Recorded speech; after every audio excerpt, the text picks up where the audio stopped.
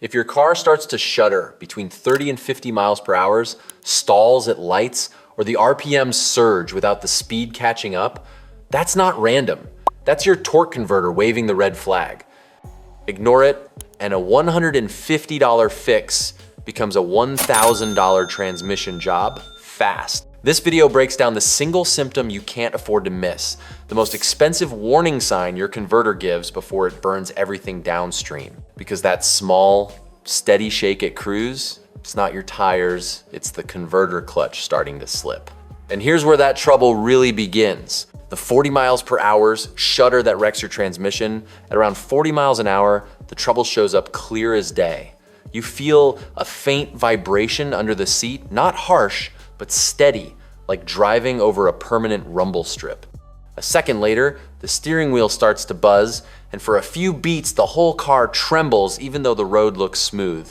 Then it fades until you hit that speed again. That repeating shudder is the first hit to your transmission's health, and it only gets worse from here. Plenty of drivers blame tires or mounts. They rebalance the wheels, swap rotors, even chase down suspension noise.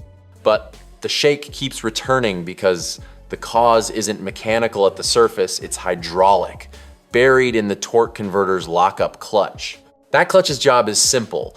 Once you're cruising, it locks tight to connect the engine directly to the transmission. That lockup stops the slight fluid slip used when taking off, keeping highway RPM low and saving fuel. When it's working right, engine and transmission spin at the same speed, a clean one-to-one drive. The problem begins when that clutch surface starts wearing down or the transmission fluid loses its grip from age and heat. Instead of locking solid, it tries to engage but keeps slipping and catching again, hundreds or even thousands of times per minute.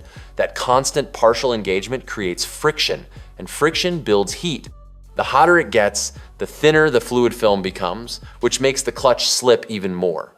You end up with a feedback loop, heat slip, contamination, repeat. Dirty or burnt fluid accelerates everything. When the ATF breaks down, it can't maintain pressure in the converter's circuit. The clutch hunts for lockup, grabbing, and releasing instead of staying steady. Each slip adds more heat, which cooks the fluid further, breaking it down chemically and turning it dark. That heat doesn't just waste energy. It eats away at seals, bearings, and the converter's internal friction lining. You can prove the problem with a scan tool. During a steady cruise, watch the engine RPM and the input shaft speed once the computer commands lockup. Those two numbers should line up almost exactly. If the RPMs flutter or drift apart, that's torque converter clutch slip. Your clutch isn't maintaining full lock, no matter how stable the car feels. Out on the road, the story repeats every week in repair shops. A driver feels that small pulse on the freeway, ignores it, and keeps driving. Within days, the shudder hangs around longer. The transmission temperature light flashes, then the dipstick shows fluid that's brown or smells burnt. That discoloration means metal and clutch dust are mixing with overheated oil, proof that it's cooking from inside the converter. Keep driving that way, and the damage spreads. As the clutch lining wears down, internal pressure drops. The transmission pump works harder to compensate, and stray debris starts circulating through the valve body, clogging solenoids and passages. What starts as a 5-second vibration can turn into a full converter failure that takes the transmission with it, a $1,000 repair from a problem that began as a faint shake. That 40 mph shudder isn't random or harmless. It's the torque converter clutch showing it can't hold a clean lock anymore. When you catch it early, a drain and fill or converter replacement can stop the chain reaction before it reaches the gears. Next up, let's go inside the converter itself and see why that small clutch carries so much weight and how one worn surface can make the whole car shake. Inside the converter, why the lockup clutch fails and how to prove it. Inside that round steel housing, the torque converter lockup clutch does one job that makes or breaks the whole transmission. It's the link that switches power transfer from fluid movement to a direct mechanical drive. At low speeds, the impeller and turbine pass torque through fluid pressure, which keeps takeoff smooth. But once you hit cruising speed, the control module commands that clutch to close, locking the converter solid. That lock removes slip, saves fuel, and cuts heat until wear begins to break the balance. When everything's in spec Engagement happens cleanly. Fluid pressure runs through the hub, pressing a piston lined with friction material against a steel plate inside the converter. A solenoid controlled by the computer regulates how firmly it applies. The moment that lining starts to thin or the ATF loses its friction modifiers, that grip weakens. The clutch begins to chatter, sliding instead of fully locking. Each microslip burns off more fluid film and builds surface heat. That's where the failure chain really starts. Slippage doesn't just waste torque, it generates intense localized heat inside the converter. Temperatures climb, breaking down the ATF's protective film and hardening the internal seals. Once those seals lose flexibility, the system can't hold line pressure. Pressure loss reduces the oil feed through the converter circuit, and the cycle repeats. More slip, more heat, thinner fluid, less pressure. Those high heat spots discolor the fluid and can lead to tiny metal flakes shearing off bearings and bushings. That contamination worsens the friction problem and accelerates wear throughout the transmission. To the driver, the result feels like a faint oscillation or surge right at highway speeds. But inside, it's friction loss, not a mechanical rattle.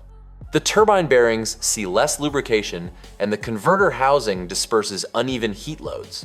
Eventually, you see that clear, cherry fluid turn brown and smell burnt. Once that happens, every part relying on cool, pressurized oil starts to suffer from the pump vanes to the valve body solenoids. Now, if you need to confirm converter health, there are a few clean diagnostic moves. A line pressure test at the converter charge port can reveal an unstable or low reading during lockup, proof of worn seals or slipping surfaces. Another way is the stall speed test. Safety first here, parking brake on, foot on the brake pedal, shift to drive. Bring the engine up against the brake load for no more than 5 seconds. Watch the tach. If the stall speed is lower than the factory spec, the converter clutch or turbine is failing to transfer torque properly. Too high, and you're seeing internal clutch slip or hydraulic loss inside the transmission. Either reading outside, spec points straight back to converter, or fluid trouble. Never hold that test longer than 5 seconds. Beyond that, you're cooking the oil. Contaminated fluid makes everything worse. Particles from worn lining or damaged turbine fins flow through the transmission, clogging the fine control passages that regulate clutch pressure. Solenoids start to stick. The converter cycles repeatedly between partial lock and release, and that constant hunting motion grinds more debris into the mix. In time, the transmission behaves like it's trying to drive through syrup. By then, the converter isn't just the problem, it's a symptom of a system that's lost clean flow and stable pressure. Once you know how that clutch ties the engine's torque straight into the transmission, the difference between a converter slip and a full transmission issue becomes clear.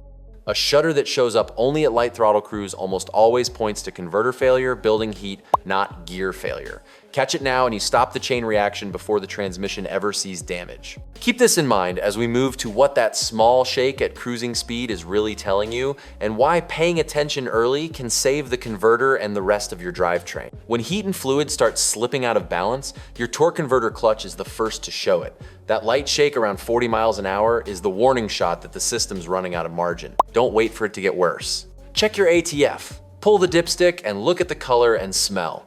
If it's dark or burnt, drain and fill it before that heat spreads through the transmission. Scan for clutch slip codes, the numbers back up what you already feel through the floor. Stay ahead of it now and you'll save your transmission later. Subscribe for practical how-tos and garage-tested repair breakdowns you can use this weekend.